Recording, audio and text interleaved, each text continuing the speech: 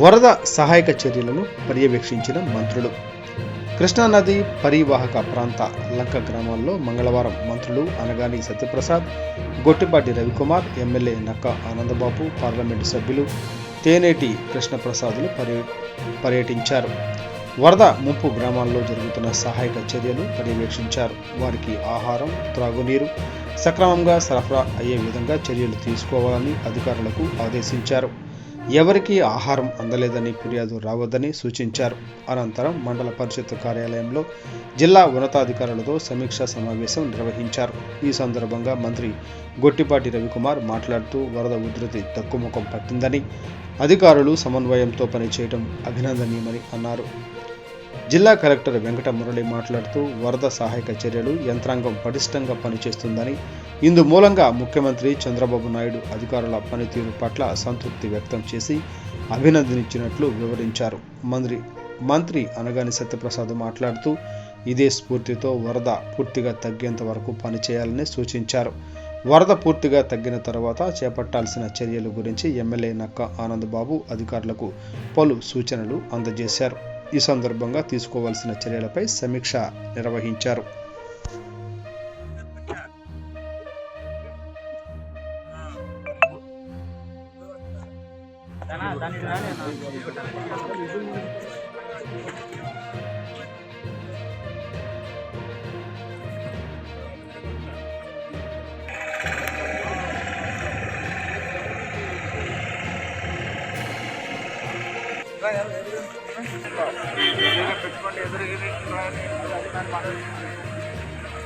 ఏం పని చేస్తున్నామో చూస్తూనే ఉన్నాను. ప్రతి ఆఫీసరు ప్రతి డిపార్ట్మెంట్ ప్రమాణంగా పనిచేస్తారు. ఎక్కడ ఏమి లేదు. You have not given any scope for any miss.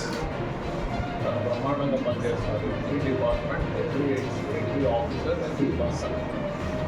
ముఖ్యంగా ఒక లంకలో పోయి ఎడిట్రస్టీ గారు ఒక స్పెషల్ పార్టీ కూడా అంటే కూడా లక్ష్మీపూర్ లంక చాలా బ్రహ్మాండంగా పనిచేస్తున్నారు.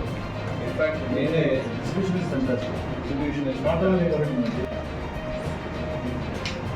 ప్రజలకు ఉత్సాహం చర్యలు తీసుకున్నాం. వరద వచ్చి పోయిన తర్వాత ఉండేటటువంటి ఇబ్బందులన్నీ కూడా వారు వివరణ చెప్పడం జరిగింది. ఈ సమీక్షా సమావేశం నిర్వహించి ఈ వరదల ఎఫెక్ట్ నుంచి బయటపడటానికి ఏ విధంగా చర్యలు తీసుకోవాలో మనకు వివరించడానికి ఈ సమావేశానికి చేసినటువంటి గౌరవనీయులు సత్యప్రసాద్ గారు, రవికుమార్ గారు, ఎంపీ గారు, అందరూ కూడా సమీక్ష నిర్వహిస్తూ ఉన్నారు. ఖచ్చితంగా ఇప్పటి వరకు తీసుకున్నటువంటి చర్యలు మీరు అనౌన్స్ చేసినటువంటి డ్యూటీస్ మీరు అభినందిస్తూ ఇప్పటి నుంచే మనకి గౌరవమైనటువంటి బాధ్యత ఎక్కువ ఉందని నేను అనుకుంటున్నాను. గతంలో నేను కూడా 5 వరదలు ఇదే ప్రాంతంలో మేజర్ ఇప్పటికే ప్రీతి హౌసింగ్ రిపోర్ట్ ప్రకారంగా 15,000 జనాభాకి లంచ్ వెళ్ళిపోయింది. మనం నిజంగా సంతోషపడాలి. 12 లోపల విషయం వాటర్లో మార్కెట్. మరీ ముఖ్యంగా లంకల్లో ఉండిపోయే వాళ్ళు 6,000 పాపులేషన్ మనకు లంకల్లో ఉండిపోయింది. ఈ రకమైనటువంటి పరిస్థితుల్లో ఈ కొత్తగా విడిపోయిన జిల్లాలో ఉన్న మినిమం రిసోర్సెస్ డిస్ట్రిక్ట్ ఆఫీసర్లు అందరూ కూడా ఎస్సీ అంటాం కానీ ఆయన ఎస్సీ క్యాడర్ కాదు, ఆయన ఈ క్యాడర్లో ఉంటాడు. మనము జేడీ అంటాం కానీ ఆయన జేడీ కాదు, డీడీ క్యాడర్లో ఉంటాం. ఇలాంటి విడిపోయిన జిల్లాలో ఉన్న మినిమం రిసోర్సెస్తో మనం పనిచేయాల్సిన అవసరం వచ్చింది. మనం అకేషన్కి రైజ్ అప్ కావాల్సిన అవసరం.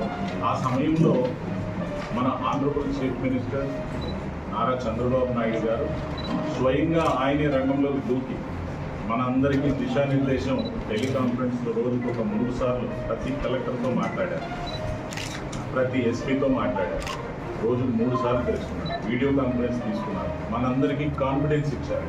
ఆయన రంగంలో దిగారు, నీళ్ళల్లోకి దిగారు, టెక్నాలజీ సపోర్ట్ తీసుకోవాలని మనందరికీ దిశానిర్దేశం చేశారు. ఆ కాన్ఫిడెన్స్ తీసుకోవడమే కాకుండా ఆయన ఒక లక్ష్యాన్ని నిర్దేశించారు మనకి. నేను కూడా సార్తో ఇంటరాక్ట్ అయ్యాను, 10 నిమిషాలు మాట్లాడాను టెలికాన్ఫరెన్స్లో. ఆయన మన జిల్లాలో మనం భగవంతుడి దయవల్ల ఇప్పటి వరకు మీరందరూ కలిసి మన టీమ్గా చేసిన ఎఫర్ట్స్ని ఎక్సలెంట్ అనే మాట 3 సార్లు వాడారు.